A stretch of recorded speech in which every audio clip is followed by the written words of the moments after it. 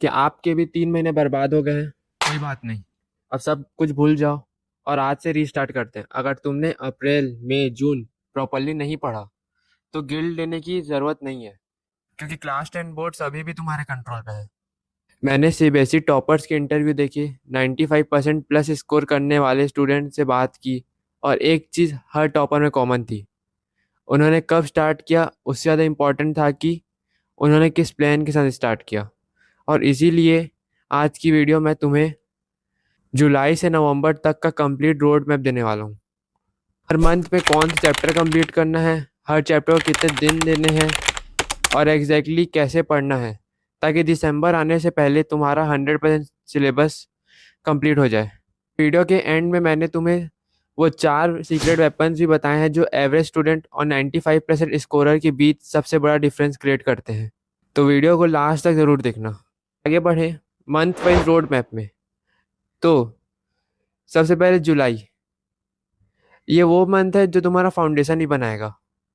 इसमें तुम्हें मैथ्स में real number, polynomial, pair of linear equation in 2 variable, जहाँ साइंस में chemical reaction and equation, life process, light, reflection and refraction, और वहीं एसएसटी में rise of nationalism in Europe, resource development, power sharing और development जैसे chapters को करना पड़ेगा। जुलाई के एंड तक तुम्हारे कॉन्सेप्ट इतने स्ट्रांग हो जाएंगे कि आगे के चैप्टर्स कंपैरेटिवली इजी लगने लगेंगे। अगर आगे बात करें अगस्त की, तो अगस्त में तुम्हें थोड़ा अपना लेवल इंक्रीज भी करना पड़ेगा।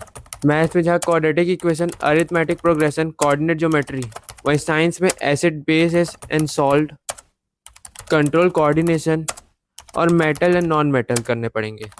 और एसएसटी में nationalism in India, forest and wild life, federalism and secrets of Indian economy. इस मंथ के बाद तुम्हारा ऑलमोस्ट 50% सिलेबस कंप्लीट हो चुका होगा, और बिलीव मी, उसके बाद कॉन्फिडेंस ऑटोमेटिकली इंक्रीज हो जाता है। सितंबर ये वही मंथ है जहाँ मैक्सिमम स्टूडेंट कंसिस्टेंसी लूज कर देते हैं, क्योंकि हाफ ईयरली एग्जाम्स आ जाते हैं, लेकिन तुम्हें उसको मेंटेन करके रखना पड़ेगा। सितंबर में मैथ्स पे तुम्हें triangles, introduction to trigonometry and application of trigonometry जैसे चैप्टर्स करना है। वहीं साइंस में carbon and its compound, human eye and the colourful world, how do organism reproduce, और एसएसटी में the making of global world, print culture and the modern world, water resource और agriculture ये chapters करने हैं। एक और interesting बात, सितंबर के एंड तक तुम्हारा ऑलमोस्ट सारा हाई वेटेज चैप्टर कंप्लीट हो जाएगा। फिर आएगा अक्टूबर। अब आते हैं स्कोरिंग फेज पर। मैथ्स में तुम्हें circle, area related to circle, surface area and volume, वहीं साइंस में electricity, magnetic effect of electric current, heredity, और एसएसटी में political parties, outcome of democracy, money and credit, manufacturing industry जैसे chapters खत्म करने हैं। अक्टूबर खत्म होते तक तुम्हारा ऑलमोस्ट पूरा सिलेबस कवर हो जाएगा। अब फिर आएगा नवंबर। अब सिर्फ रिमेनिंग चैप्टर्स बचेंगे, जैसे मैथ्स में स्टैटिस्टिक्स और प्रोबेबिलिटी, साइंस में आर एनवायरनमेंट, और एसएसटी में general religion and caste, globalisation, consumer rights. Congratulations, इसी के साथ तुम्हारा पूरा सिलेबस कंप्लीट हो गया, और अभी भी तुम्हारे पास दिसंबर जनवरी बचे हैं प्रॉपर उसको रिवाइज करने के लिए।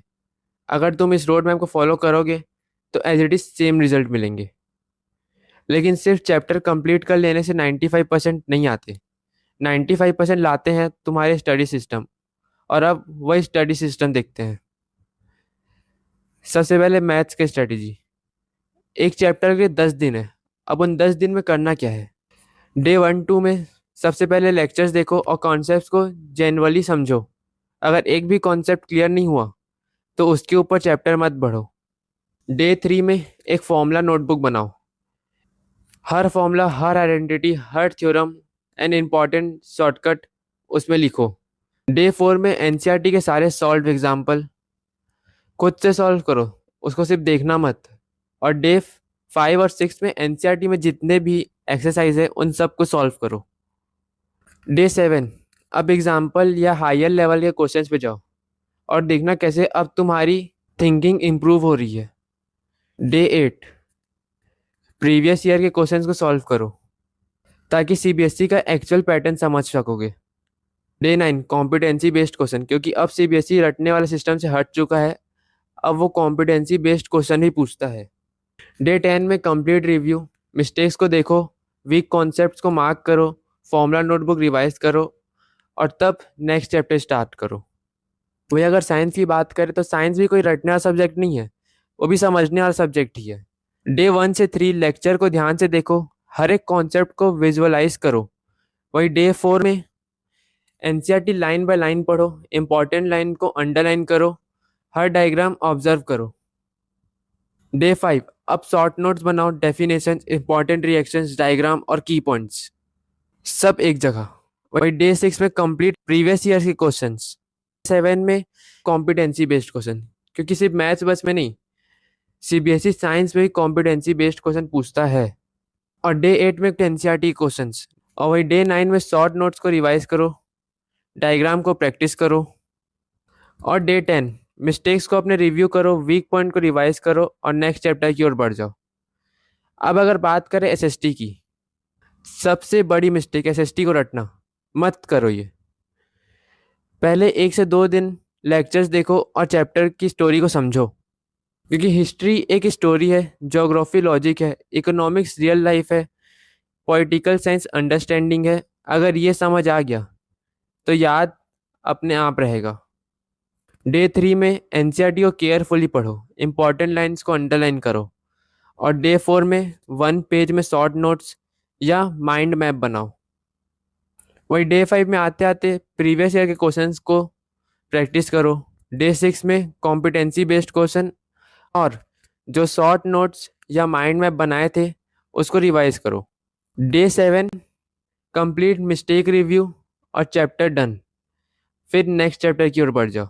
अगर तुमने जुलाई से नवंबर तक बस इस रोड मैप को कंसिस्टेंटली फॉलो कर लिया तो दिसंबर आते आते तुम्हारा पूरा सिलेबस कंप्लीट होगा। और जब बाकी स्टूडेंट चैप्टर फिनिश कर रहे होंगे तब तुम सेकेंड या थर्ड रिवीजन कर रहे होगे। लेकिन ये अभी भी कंप्लीट स्ट्रैटेजी नहीं है, क्योंकि हर टॉपर के पास 4 सीक्रेट वेपन्स होते हैं: revision tracker, mistake notebook, NCERT को भगवान की तरह ट्रीट करना और स्मार्ट शॉर्ट नोट्स। इन चारों को कैसे यूज़ करना है मैं नेक्स्ट वीडियो में डिटेल में बताऊंगा।